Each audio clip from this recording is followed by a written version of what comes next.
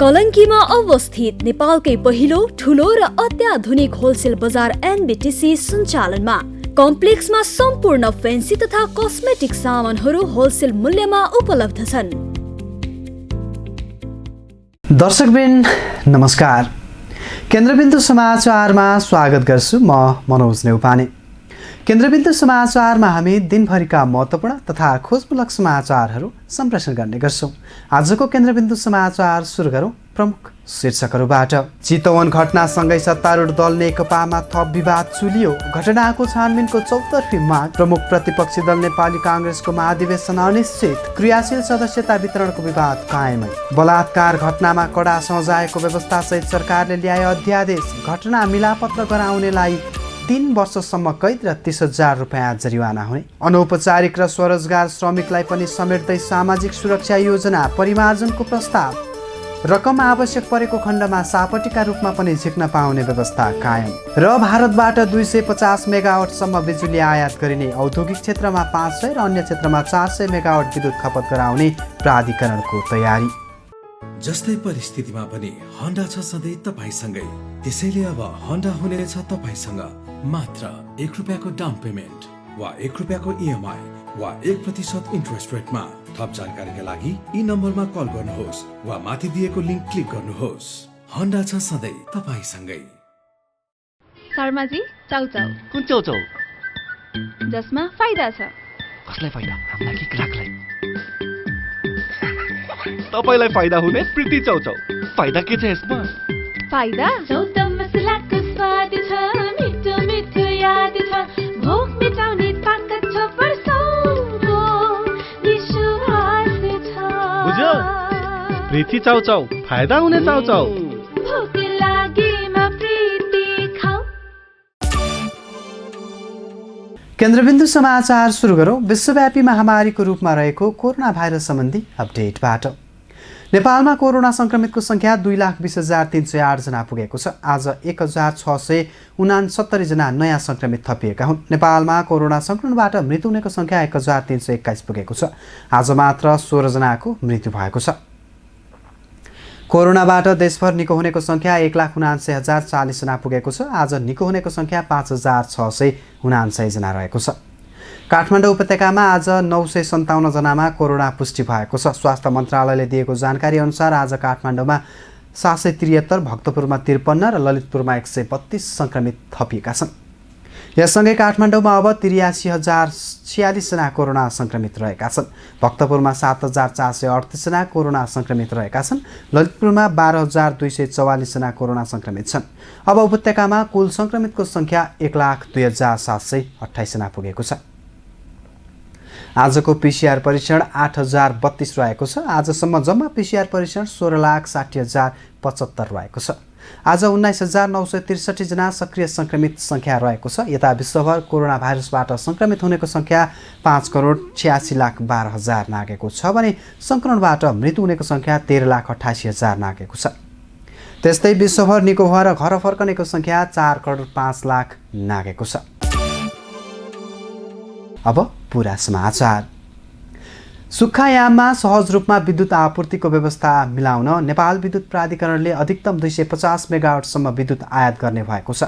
विशेष गरी माघ फागुनमा नदीमा जल सतह कम हुने तथा प्राधिकरण र निजी क्षेत्रका आयोजनामा समेत कम विद्युत उत्पादन हुने भएकाले बिजुली व्यवस्थापनका लागि भारतबाट विद्युत आयात गर्न लागि हो। हेरौँ यो रिपोर्ट। नेपाल विद्युत प्राधिकरणले यसपालिको जाडोयामका लागि ढल्केबर मुजफ्फरपुर लाइन मार्फत 250 मेगावाटसम्म बिजुली आयात गर्न भारतले स्वीकृति दिएको बताएको छ। प्राधिकरणका कायम मुकायम कार्यकारी निर्देशक हितेन्द्रदेव साक्यले ढल्केबर मुजफ्फरपुर लाइन मार्फत 250 मेगावाटसम्म बिजुली आयात गर्न भारतले स्वीकृति दिएको बताएका हुन्। साक्यले नियमित आयात भइराखेको भन्दा बढी विद्युत आयात गर्नुपर्ने अवस्थामा ल्याउन सक्ने गरी सम्झौता स्वीकृत भएको बताए। अब अहिले ढल्केबर मुजफ्फरपुर लाइन 400 केबीमा चार्ज भएपछि त्यसबाट त 500-600 मेगावाटसम्म ल्याउन सकिन्छ बिजुली ढल्केबारसम्म। तर ढल्केबारबाट हामीले आयात गरेर नेपाली सिस्टममा खपत गर्न सक्ने भनेको चाहिँ 300 मेगावाटभन्दा बढी छैन। 132 केबीका लाइनहरू मात्रै जोडेका छन् त्यहाँभन्दा परतिर। र त्यस उसले हामीले अहिले 250 मेगावाटको चाहिँ सम्झौता स्वीकृत भइसकेको छ। भर्खरै हिजो मात्रै स्वीकृत भएको छ। भारतले चाहिँ स्वीकृत गरेको छ, हामीलाई निर्यात गर्नलाई स्वीकृत दिएको छ। र त्यहाँबाट 250 मेगावाट आइसके पछाडि बाँकी केही कुसा कटैया र टनकपुरबाट हामीले जुन अहिले पनि लिन्छौँ र पछि पनि पूर्व पश्चिममा चाहिँ त्यहाँ लिनुपर्ने हुन्छ। त्यति गरेर हाम्रो यो जाडो महिनाको चाहिँ ऊर्जाको डिमान्ड पुरा हुन्छ, त्यसमा कुनै समस्या हुँदैन। यो स्वीकृत 2021 सम्मका लागि मात्र रहेको छ। यो समयसम्म नेपालको आफ्नै बिजुली उत्पादन धेरै हुने भएकाले आयात गर्नुपर्ने अवस्थाको अन्त्य हुने पनि कायम कार्यकारी निर्देशक साक्यले बताए। आगामी वर्षको सुरुवातदेखि नै अधिक बिजुली उत्पादन हुने देखिएकाले त्यसको व्यवस्थापनमा चुनौती देखा पर्नेछ। अहिले ऊर्जा क्षेत्रमा भएको लगानीबाट उत्पादन सुरु भएपछि त्यसको खपत बढाउन नसक्ने हो भने बिजुली खोलामा बगाउनु पर्ने स्थिति आउन सक्ने र यस्तो स्थिति आएमा देशको अर्थतन्त्र घाटा हुने उनको भनाइ छ। बिजुली खपत बढाउनको लागि प्राधिकरणले अहिलेदेखि नै योजनाबद्ध रूपमा काम गरिरहेको पनि कायम कार्यकारी निर्देशक साक्यले बताए। अहिलेको मुख्य काम भनेको नै खपत बढाउनु भएको र त्यसका लागि औद्योगिक क्षेत्रमा 500 मेगावाट र अन्य क्षेत्रमा 400 मेगावाटबाट बिजुली खपत गराउन सकिने अनुमान गरिएको पनि उनले बताए। त्यसपछि अधिक भएको बिजुली निर्यात गर्नुको विकल्प भने देखिँदैन। 2073 सालमा ढल्केबर खिम्ती लाइन जोडिएदेखि नै जोड्न बाँकी रहेको काठमाडौँदेखि ढल्केबरसम्मको बिजुलीको प्रसारण लुप सर्कल जोड्न प्राधिकरण सफल भएको छ। ग्रिनका दक्ष इन्जिनियरहरूको टोलीले खिम्ती सब स्टेसनमा 132 केबी लाइनको कनेक्सन र भित्रका कनेक्सन परिवर्तन गरी लुप जोड्न सफल भएको हो। यसबाट स्विचिङ गर्दा लाइन काट्नुपर्ने समस्याको अन्त्य भएको छ। यो सँगै भारत र नेपालमा लाइन स्विचिङ गर्दा लाइन काट्ने र जोड्नुपर्ने बाध्यता पनि हटेको साक्यले बताए। विद्युत प्रसारणमा देखिने यस्ता समस्या समाधानका लागि स्वदेशी इन्जिनियरिङ प्रणाली र विदेशी परामर्शदाताको क्षमता अभिवृद्धि गर्दै जानुपर्नेमा साक्यले जोड दिए। सामाजिक सुरक्षा कोषले सामाजिक सुरक्षा योजनाप्रति आकर्षण बढाउन योगदानकर्ताको चाहना अनुसार केही योजना परिमार्जनको प्रस्ताव गरेको छ। योगदानमा आधारित सामाजिक सुरक्षा योजना शुभारम्भ भएको 2 वर्ष पुग्न लागे पनि योजनाप्रति सरकारवालाको सहभागिता न्यून देखिएपछि कोषले योजना परिमार्जन गर्न लागेको हो। हेरौँ एक रिपोर्ट।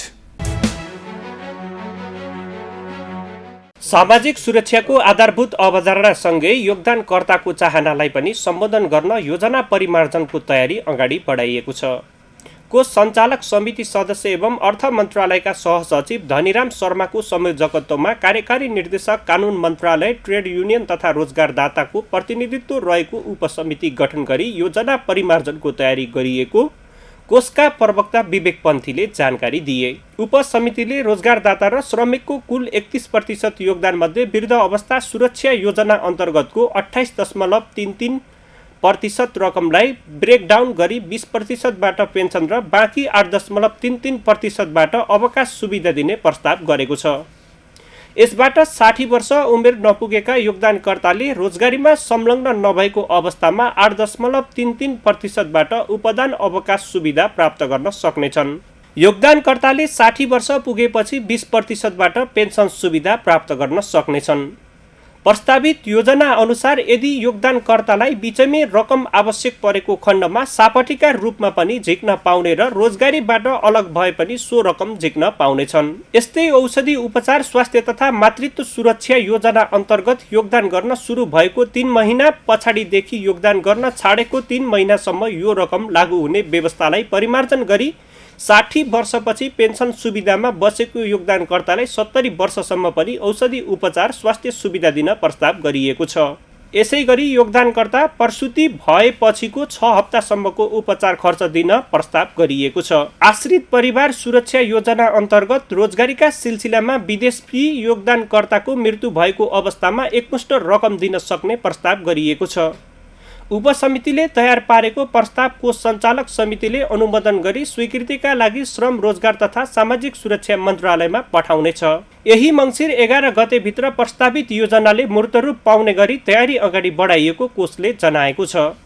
कोषले सामाजिक सुरक्षाको दायरालाई फराकिलो बनाउँदै अब छिट्टै अनौपचारिक क्षेत्र तथा स्वरोजगारमा संलग्नलाई पनि योजनामा समेट्ने तयारी गरेको छ।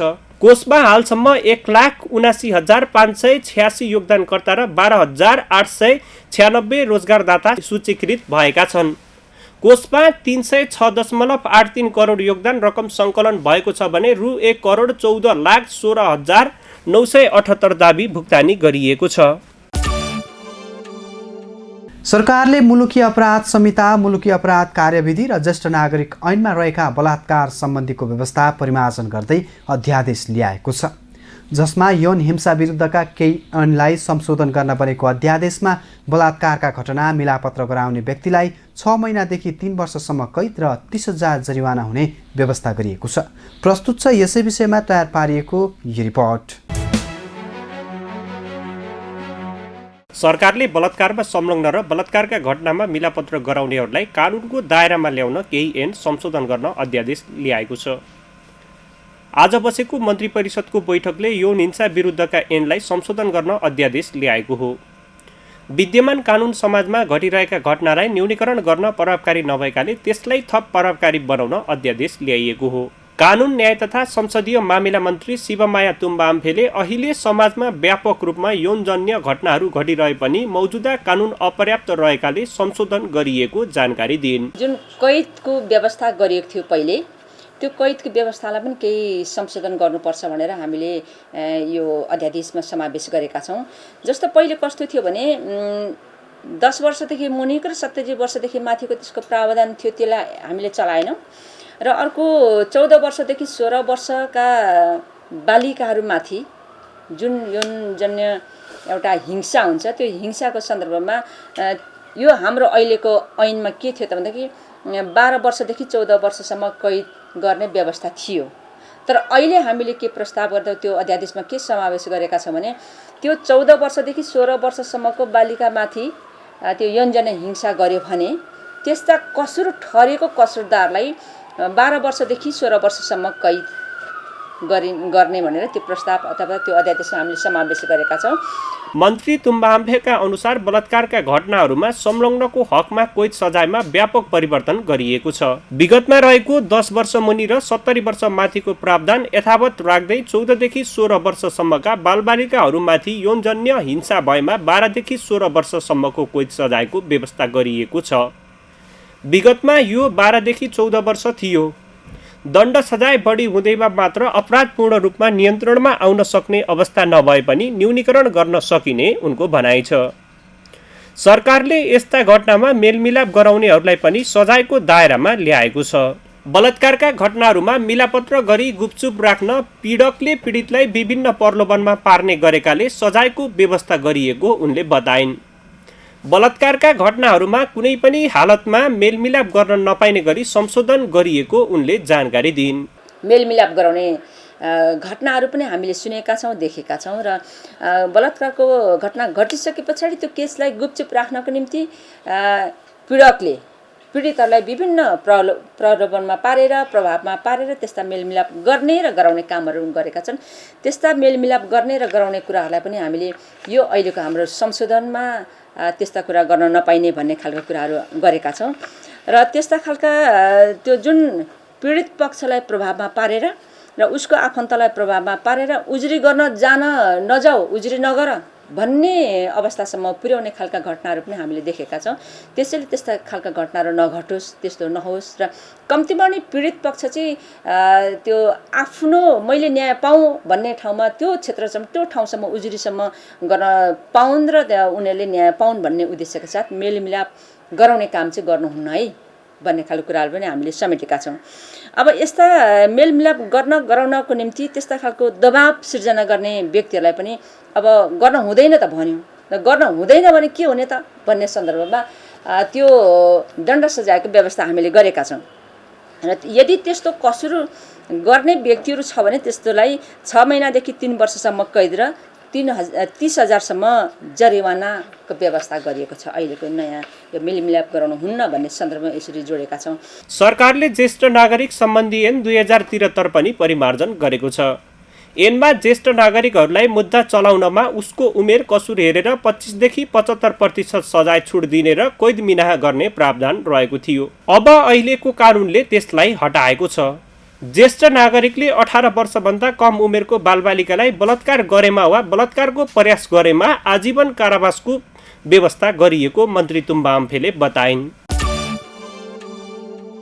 प्रायजसो राजनीतिक दलहरूमा आन्तरिक विवाद कायमै छ। सत्तारूढ नेकपामा करिब 1 वर्ष यता कहिले के विवाद भएर एकता नै सङ्कटमा परिरहेका बेला प्रमुख प्रतिपक्षी दल नेपाली काङ्ग्रेस पनि आन्तरिक किचलोमै रुमलिरहेको छ। पार्टीमा विचार सिद्धान्त भन्दा पनि पदीय भागभण्डाको किचलो झन बढ्दै गएको छ। हेरौँ यसै विषयमा रहेर तयार पारिएको यो रिपोर्ट। प्रमुख प्रतिपक्ष दलको भूमिका निर्वाह गर्ने दायित्वबाट चुकेको आरोप खेपिरहेको नेपाली काङ्ग्रेसमा दिनौँ बैठक र छलफल भए पनि दुवै पक्षले आआफ्नो अडान नछोड्दा विवाद चर्किँदै गएको छ। काङ्ग्रेसभित्रको विवादमा पार्टी सभापति शेरबहादुर देउवाले एकतर्फी रूपमा पेलेर अगाडि बढेको आरोप वरिष्ठ नेता रामचन्द्र पौडेल पक्षले लगाउँदै आएको छ। 14औं महाधिवेशनको मिति घोषणा भएपछि सभापति देउवाले केन्द्रीय पदाधिकारी र विभाग गठनको कामलाई तीव्रता दिएका थिए। यससँगै काङ्ग्रेसभित्रको विवाद थप चुलिएको हो। आन्तरिक विवादले विभाजनसम्म भोगेको काङ्ग्रेसमा अन्तरसङ्घर्ष चुलिँदै आएको छ। सभापति शेरबहादुर देउवा, वरिष्ठ नेता रामचन्द्र पौडेल र नेता कृष्णप्रसाद सिटौला बीचको शक्ति सन्तुलन मिल्न नसक्नु नै काङ्ग्रेस विवादको मुख्य कारण हो। काङ्ग्रेसले पटक पटक स्थगित गर्दै आगामी फागुनमा 14औं महाधिवेशन गर्ने मिति तय गरेको थियो। तर कोरोना सङ्क्रमणका कारण पछिल्लो पटक तोकिएको मितिमा महाधिवेशन हुन नसक्ने निश्चित भएको छ। तर अर्को मिति तोकिएको छैन। काङ्ग्रेसको विधान अनुसार आगामी भदौसम्म कुनै पनि हालतमा महाधिवेशन गरिसक्नुपर्ने बाध्यता छ। यस्तो अवस्थामा पनि पार्टीमा अहिले कुनै तयारी भने देखिएको छैन। शीर्ष नेताहरू आन्तरिक कलहमै व्यस्त छन्। भातृ तथा शुभेच्छुक संस्थामा आफ्ना गुटका व्यक्ति राख्नै पर्ने हानाथाप अहिले पनि पार्टीभित्र कायमै छ। पार्टीभित्रको सङ्गठनलाई भन्दा पनि नेताहरूको ध्यान आगामी महाधिवेशनमा सभापति र पदाधिकारी बन्नेमा बढी केन्द्रित भएकाले विवादले निकास पाउन नसकेको हो। काङ्ग्रेसमा समस्याका रूपमा देखिएको अर्को मुद्दा भनेको क्रियाशील सदस्यता वितरण हो। उसले आगामी महाधिवेशनका लागि क्रियाशील सदस्यता वितरणको काम टुङ्गो लगाउन सकेको छैन। क्रियाशील सदस्यता वितरण वडा स्तरदेखि नै समस्याको विषय बनेको छ। काङ्ग्रेसका एक केन्द्रीय सदस्यका अनुसार पार्टीले तोकिएको समयभित्र महाधिवेशन गर्न नसक्दा र आन्तरिक विवाद मिलाउन नसक्दा जनमानसमा नकारात्मक सन्देश गएको छ।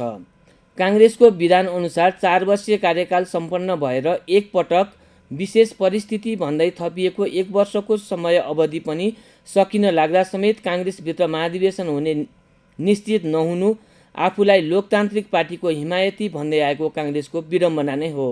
काङ्ग्रेसको पदाधिकारी बैठकले यही मङ्सिर मसान्तभित्र क्रियाशील सदस्यता वितरणको काम सम्पन्न गर्ने निर्णय गरेको छ। तर शीर्ष तहमा कुरा नमिल्दा क्रियाशील सदस्यता वितरणको काम थप पेचिलो बन्दै गएको छ। दर्शकबिन अब आजको टप 1 न्युजको पालो। सत्तारूढ दल नेकपाको आन्तरिक विवाद समाधानको पहल एकातिर भइरहेको छ भने अर्कोतिर यो विवाद स्थानीय तहमा विस्तार भइरहेको छ। शनिबार चितवनमा भएको घटना यसैको पछिल्लो उदाहरण मान्न सकिन्छ। चितवन घटनाका विषयमा नेता कार्यकर्ताहरूबीच थप विवाद र बहस सृजना भएको छ। हेरौँ यसै विषयमा रहेर तयार पारिएको यो विशेष रिपोर्ट।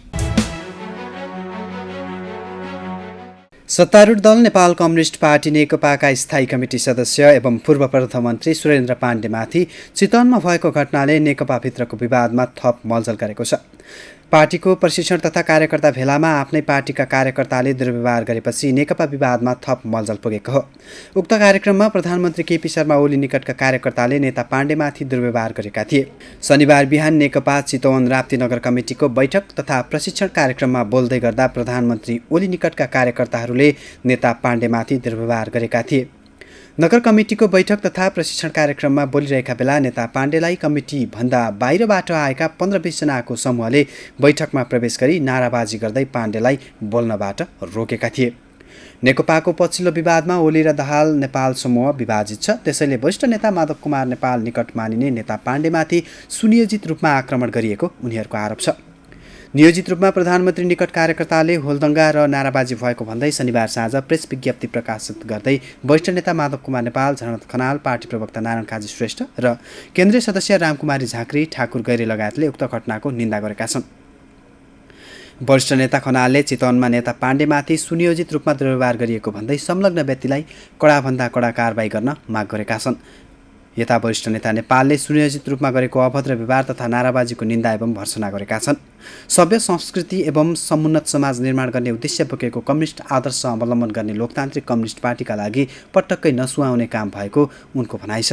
उनले यस्तो घटिया काम गर्ने जोसुकै भए पनि छानबिन गरी कडाभन्दा कडा कारबाही गर्न स्थानीय पार्टी एवं सम्बन्धित सबैको गम्भीर ध्यानाकर्षण गराएका छन्। त्यस्तै पार्टी प्रवक्ता श्रेष्ठले यस प्रकारको व्यवहारलाई प्रोत्साहित गरेर कम्युनिस्ट आन्दोलनको मात्र होइन कसैको पनि हित नहुने चेतावनी दिएका छन्। प्रवक्ता श्रेष्ठको अभिव्यक्तिलाई प्रधानमन्त्रीका प्रेस सल्लाहकार एवं केन्द्रीय सदस्य सूर्य थापाले काउन्टर जवाब दिएका छन्। सल्लाहकार थापाले लुम्बिनी प्रदेशका मुख्यमन्त्री शङ्कर पोखरेलमाथि ढुङ्गा प्रहार हुँदा सुतेर बस्नु भएको थियो भन्दै प्रश्न गरेका छन्। साथै पर्यटन मन्त्री योगेश भट्टराईले हुलहुज्जत बहुदलीय जनवादको कोर्स नभएकाले विमर्श छलफल र फरक मतको सम्मान गर्नुपर्नेमा जोड दिएका छन्। त्यस्तै गरी स्थायी कमिटी सदस्य मातृका यादवले केही व्यक्तिहरूले सुनियोजित रूपमा गरेको अभद्र व्यवहार तथा नाराबाजीको निन्दा एवं भर्त्सना र सस्त सुनियोजित गैर राजनीतिक क्रियाकलाप विरुद्ध एकजुट हुन सबैमा अनुरोध गरेका छन् भने केन्द्रीय सदस्य ठाकुर गैरेले यस्तो कार्यलाई प्रोत्साहन नगर्न र दोहोरिन दिन नहुनेमा जोड दिएका छन्। साथै केन्द्रीय सदस्य रामकुमारी झाँक्रीले उक्त कार्यक्रममा जे भयो यो धेरै नै दुःखद भएको भन्दै दुःख व्यक्त गरेका छिन्। हस्त दर्शकवृन्द, आजका लागि केन्द्रबिन्दु समाचार सकिएको छ। भोलि पुनः यसै समयमा हामी उपस्थित हुने नै छौँ। तबसम्मका लागि बिदा दिनुहोस्। केन्द्रबिन्दु न्युज हेर्दै गर्नुहोला। नमस्कार।